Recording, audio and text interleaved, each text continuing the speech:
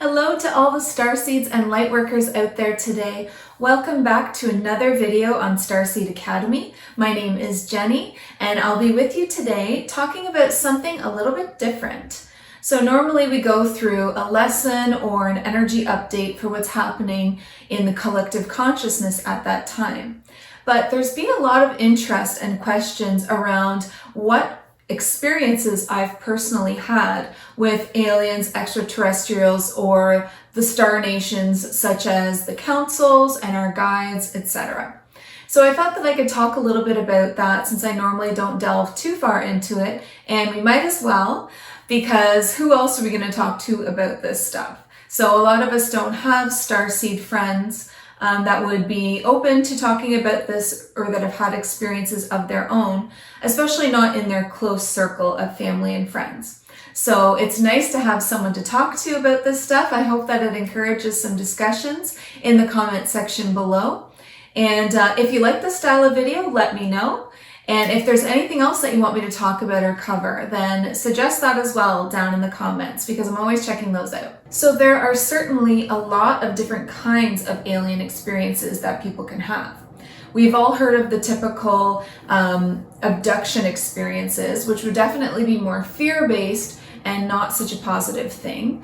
There are alien and extraterrestrial experiences that you can have in the astral realms, in your dream space, as well as your past life. So if you have a past life regression or if you have these memories come back to you naturally from the Akashic records, then you can have experiences just through remembering and reliving those past life experiences that you've lived on other planets. And then lastly, the one that I'd like to cover today is extraterrestrial or alien experiences through your own personal spirit guides. Members of your team. We all have a team of guides, comprised of angels and spirit animals and past ancestors. A lot of us, especially starseeds, are going to have those alien or extraterrestrial beings from other planets that are with you, your own councils likely from the star nations that you hail from, and also ascended masters. So your team is comprised of so many different characters, and these are all different aspects of yourself as well, and they can all help you to grow and come in at different points in your life. So for me personally, the first experience I want to talk about is my spirit guide, and her name is Amy. And this is interesting because in the beginning, I had no idea that she was an extraterrestrial. So it kind of played itself out where it became revealed to me, and I'll explain why. So as a child, very young, so before around 5 years of age, around that time, I had an imaginary friend. So my very first friend and my very first imaginary friend, and it was a young girl named Starchild. And I would talk to my family about Starchild, and she rode around on a white horse, a big white horse, which I now think might have been a unicorn, because I also have a unicorn guide, another story. And so Amy was always a couple of years older than me, maybe like 5 years older than me. So she was always just that little bit older to be the guide for me here on Earth. And she grew with me. So we kind of grew up together, which was just an amazing thing. And so she was with me as a child, and she was my imaginary friend. I mean, I didn't think anything of it. As kids, we have these imaginations that are just so beautiful, and really because kids believe and kids are so innocent and they're so recently from source that they actually have all of these amazing abilities to see and hear and feel beyond the world that we're used to, beyond the realms, or see between the cracks in the worlds.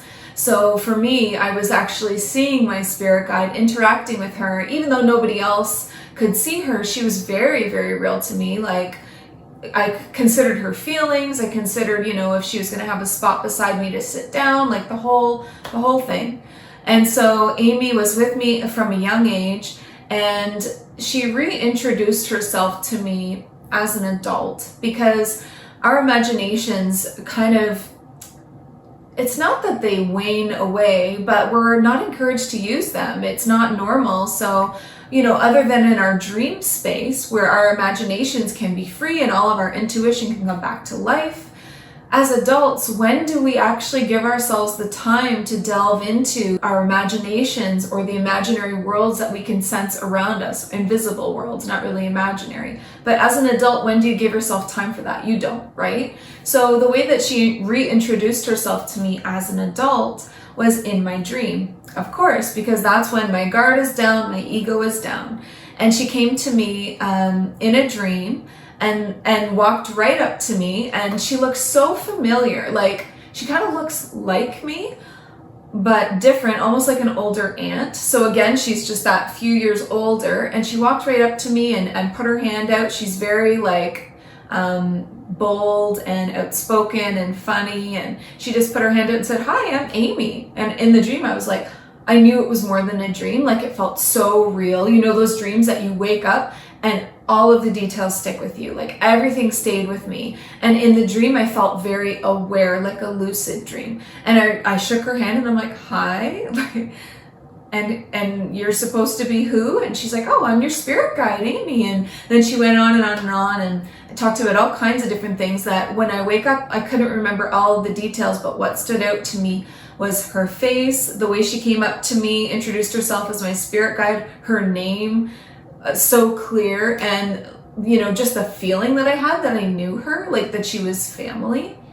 And so I was doing a meditation, you know, years again after this now. So I had her as a child, and then she reintroduced herself to me as an adult named Amy, not Star Child anymore. She had her own name. And then actually recently, I was chatting with her during meditation, which is something that I highly suggest. You should always be talking to your team, especially when you're meditating, or if you're looking for answers or pulling cards or anything like that. You know, tune in, because you can often hear them in your mind's ear. Your clairaudience comes through. And so I was asking Amy about what dimension she was from, you know, because here we are physically in the third dimension, traversing through the fourth to the fifth dimension, where our consciousness can go. In our high vibrational spiritual moments, when we're, you know, riding our highs and we're at our best, we're up in fifth dimension consciously and with our spirits. And so I asked her, "Well, what dimension are you in?" Like, because you've always been there, and just out of curiosity, I'm kind of trying to place all of my guides, like where they're from, because they all seem to be staggered back up to source. You know, you've got your source, and then you've got your angels, and then you've got, you know, your high vibrational ascended masters, and, you know, you've got whatever you've got, it kind of all filters down. And the closer you get to your own dimension, the easier they are to hear. And the louder their voices seem, the clearer they appear in your mind's eye, the easier it is to communicate with them, because there's not so much distance. And so because Amy's so loud, like I said, she's super bold and funny, and has a real personality, like she's her own person for sure. And because she's so easy for me to communicate with, that made me wonder, like, what dimension is she a part of? And she kind of laughed, and she's like, "Well, like fifth, sixth." So kind of her own in between ascension program as well, because they're all growing as well. We're not the only ones going through ascension, and we're not the only ones working on ourselves, especially when they're in physical incarnations like Amy is. And so when she said fifth or sixth, she kind of laughed, and I'm like, not understanding what the joke is. Like, obviously she's going to be like just a little bit above me so that I can hear her super well. And then I'm like, "Oh, wait a minute, are you Pleiadian?" And then she starts laughing so hard, and she's like, "Yeah, like this entire time I've just been waiting for you to kind of come to terms with this or realize it, because right before Earth, I had a lifetime in Pleiades, because you're kind of downgrading your spirit, if that makes any sense. You can't go from source straight to Earth. It would be way too much of a shock. You have to have an incarnation in, like, you know, 12th dimension, 11, 9, 7, 8. And then around Pleiades, like around the 5th or 6th, that can really get you ready for Earth, because it's not so different.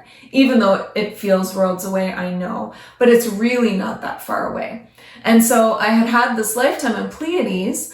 And obviously, you know, Amy was somebody that I had a lifetime with. I feel like she's my sister, but, you know, I also get this older kind of aunt vibe from her. But whatever, I do feel like she's definitely a part of my soul group, part of my soul family. And then to find out after all of this time that she's Pleiadian. And it's funny because she looks human, right? Like they don't look really that different. And she just kind of has a beautiful natural glow about her and like a lot of spirit and everything. But I never really thought of her as one of my guides that was actually a starseed or an extraterrestrial. Like I just thought of Amy as like an ancestor, probably like from a family connection way back, and she's here helping me in this lifetime because we kind of looked, like I said, similar. But so this whole time I put 2 and 2 together and finally realized that like Star Child, obviously that's what I called her, and Amy are the same people. And she's always coming to me just that few years older. She's kind of grown up with me, and she's been with me now since 2010. So like the last 10 years on a regular basis. And then like a huge chunk of my childhood. Because obviously as a child, like I said, we're so open to that. So I don't know how many years as a child, but I remember her being there for a while. And then I had that kind of gap where I really wasn't communicating with anything other than like source and my higher self.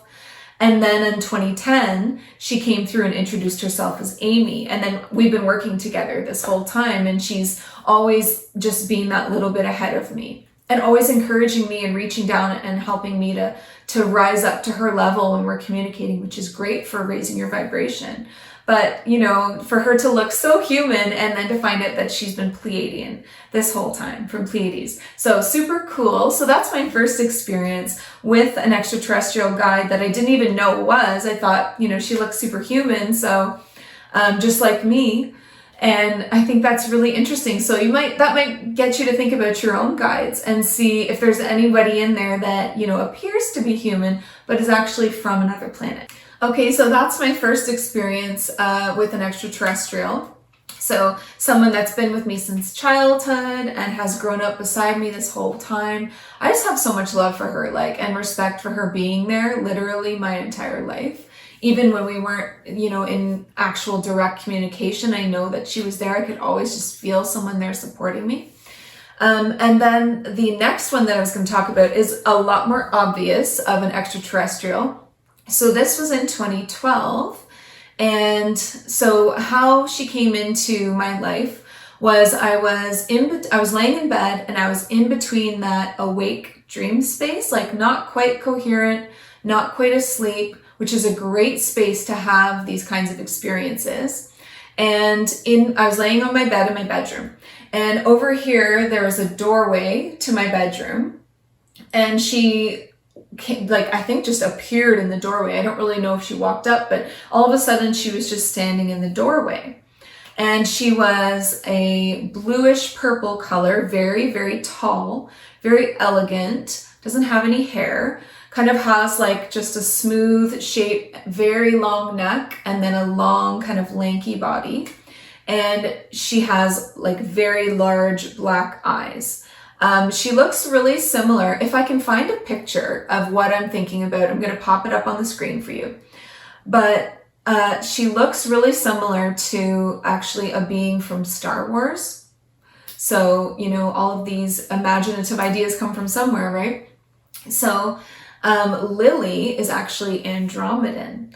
And so she appeared in my doorway and I noticed her there and I instantly felt fear. Obviously, this isn't a being that I've interacted with before, and she looks very alien, beautiful, but definitely not human at all. And so it scared me. I mean, of course, right? So I was really apprehensive, what do we have here? And she telepathically asked me for permission to enter my bedroom. And so there's your first sign that she's, you know, of the light, because she's asking my permission and she's coming very gently into my space. She doesn't want to frighten me. She wants to respect my feelings. So I tuned in right away to the guides that I do know are of the light to get a feeling of and a confirmation that it's okay to work with this being. So I think at the time, I don't think I tuned into Amy. I think I tuned into Archangel Michael at that moment, because he's my go-to for if you're ever feeling fear or if you're ever unsure about a situation. You can call on Archangel Michael and it's like instant. He is right there and the protection is instant. You feel it. It's like a warm blanket of comfort. And so I called on Archangel Michael instantly and I said, like, Archangel Michael, please come into my space now. There's a being that wants to interact with me. I don't know if this is okay. Can you please give me a sign or let me know with feeling if this is a being that is wanting to work for my highest good? And so I felt definitely a rush of love and I felt like it was a good idea. And I felt, instead of being afraid, I suddenly felt more curious, which is great. So a great takeaway from this experience already, before we've even gotten into it, is that if you're ever approached by a being that you don't know, isn't part of your team or anything like that, then you should always ask someone that you trust, and in my case it was Archangel Michael, to confirm it for you before you go ahead and work with them. Unfortunately, not all beings that are going to approach you are of the light, and so you want to protect yourself and your energy and show yourself that respect. And so getting that confirmation from Archangel Michael also transmuted my fear into more curiosity, which was great because then I was open to working with this being. So she asked me if it was okay. I confirmed it with Archangel Michael. And then I think I actually said out loud so that she knew, I said, okay, you can come in. And then she slowly came into the room, like very gracefully, very calm. She started working energy work on my body. And so I just closed my eyes and I could still see her, because really when you're seeing with your third eye, you're actually seeing in your mind's eye. So it's like an imagination or a movie playing out in your mind. So you can close your eyes and still see everything the same way. So when people are talking about seeing with their third eye, they can do it with their eyes open or closed, right? So I closed my eyes and she started to work on my body, did some energy work. And then she telepathically asked me to offer my hands to her, to show my hands to her. And when I say telepathically asked, that means that I saw a picture in my mind of her opening her hand and offering it to me and saying, like, this is what I need you to do. So I remember opening my hands up and I offered them to her. And she started drawing symbols on my palms, on each palm. And then she took something and she pricked each one of the tips of my finger. It didn't hurt, but it did feel like a sensation of energy. And she pricked every single finger. And I'm just like, oh, okay, like I'm just in it for the ride now. I don't know what's going on, but I trust her. And I feel, like a lot of love and respect from her. And I feel her intention too. Like I feel her intention to want to help me and to be a part of my healing. And so she's, drawn the symbols, she's pricked every finger, and then she kind of starts like to slowly back out of the room. And she says, just before she leaves, it's in your hands now. It's all in your hands. And I thought that was really profound, because that could be taken like literally, like, the energy is physically in your hands, or your life is in your own hands now. And so she backed out of the room and kind of just faded away, like in the doorway. She kind of just, the same way she appeared, she just kind of just dissipated. And then I remember like, sitting up because it was over and like looking at my hands and being like, did that just happen? And what does this mean? And I had this flash, this instant knowing that it had to do with Reiki. The energy work where people use their hands above people's energy centers. And the reason that flashed into my mind is because I had just been the night before researching a Reiki course that I really wanted to take. It was the first Reiki course that I ever took, actually. And it was something that I kept going back to and looking at the Facebook group and wanting to join. It was an event on Facebook at the time. And, it was only a few hours away from me for this weekend. And I was, visualizing myself going and staying in a hotel and going to this retreat, this Reiki event for the weekend. And I really wanted to take the course. But at that time, I just didn't have like the financial means to make it happen.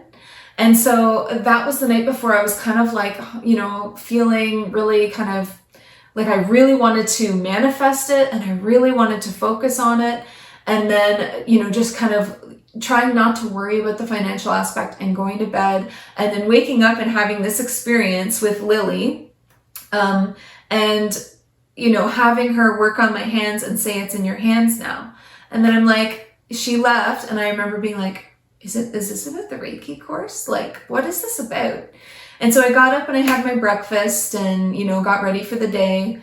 And I received a tax return that day in the mail. So I got a check for the taxes from the year before, and it was a return in the exact amount of the Reiki course, like to the dollar. It was exactly the amount that I needed. It was such a beautiful moment of alignment, and it was such a beautiful synchronicity. And I absolutely believe that she was preparing me to go to this Reiki course. Like, I was ready to go after that, energetically, financially, spiritually, emotionally. Like, it really set me up to have such a successful experience. And that Reiki course that weekend was definitely life-changing for me, because when you have a Reiki attunement, you shake up, loose all of the dark, like, shadow aspects of yourself. And so that Reiki course really changed my life afterwards, because I really went into like a dark night of the soul. And even though that's a difficult thing to go through, it's a huge sign that you're like on your way through your ascension, that you're raising your vibration, that you're on the right path, all of those things. Yeah, so those were two experiences that I've had with extraterrestrial alien beings that just happen to now be my guides. Amy is obviously still with me. I think she's with me. She's a lifer. And Lily is still working with me all the time as well. And we've gotten really close, really gotten to know each other, since that experience. Obviously, I know her name now. She didn't say it then. But she definitely is with me whenever I need energy work.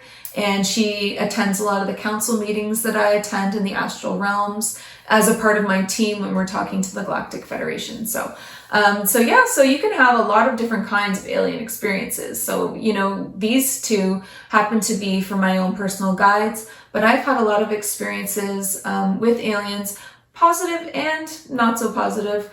I don't want to say negative, but it was definitely not neutral either. So I guess it was a little bit aggressive, we'll say, in the astral realm.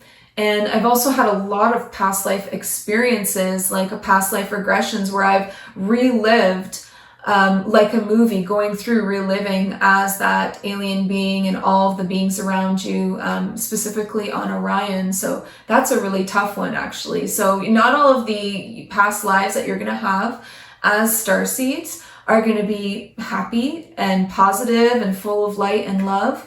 There's going to be some difficult things that you uncover as you start to raise your vibration. And specifically above your crown chakra, your soul star chakra is one that is connected to your Akashic records. And so that's where you're going to get a lot of your past life memories from your different incarnations as different star seeds, whether that be like myself, Pleiades, Orion, Andromeda, and I'm sure lots of different ones. I have lots of Earth ones too, but so if you're interested, I do have a soul star chakra activation. It's listed on my YouTube channel here as well. It's one of the featured videos, so it should be really easy to find. If not, I'll link it below in the description in case you're interested. But just a disclaimer to that, just remember that not all of those past life memories that are going to come through are going to be very easy to digest. Some of them are going to be really painful, like the one in particular that I mentioned that came to me about Orion. This is a past life that just came to me this January of 2020, and it was devastating. It was difficult to deal with. Like, I really went through a grief cycle and sobbed for days and days and days, and I still find it really hard to talk about. So what I did was I wrote it all down as it appeared to me as this movie. I wrote everything down in a journal that I have so that I can refer back to it. If you write all of it down when the details are really crisp, then that's the best way, so that you can go back and remember again. But yeah, that one, maybe at some point I'll be ready to share that one, but I don't know if I'm there yet, just because it's really sad.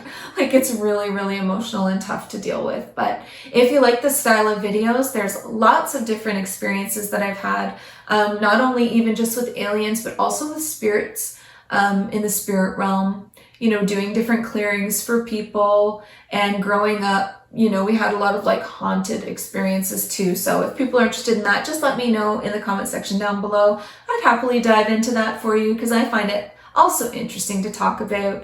I just love, you know, the different realms and, like I said, the cracks between the worlds. So if you're interested in hearing more about that, I'm your girl. Let me know. And in the meantime, I always want to remind you to listen to your heart and the quiet voice within. You are so much more than the body you are in. Have a great day. Bye.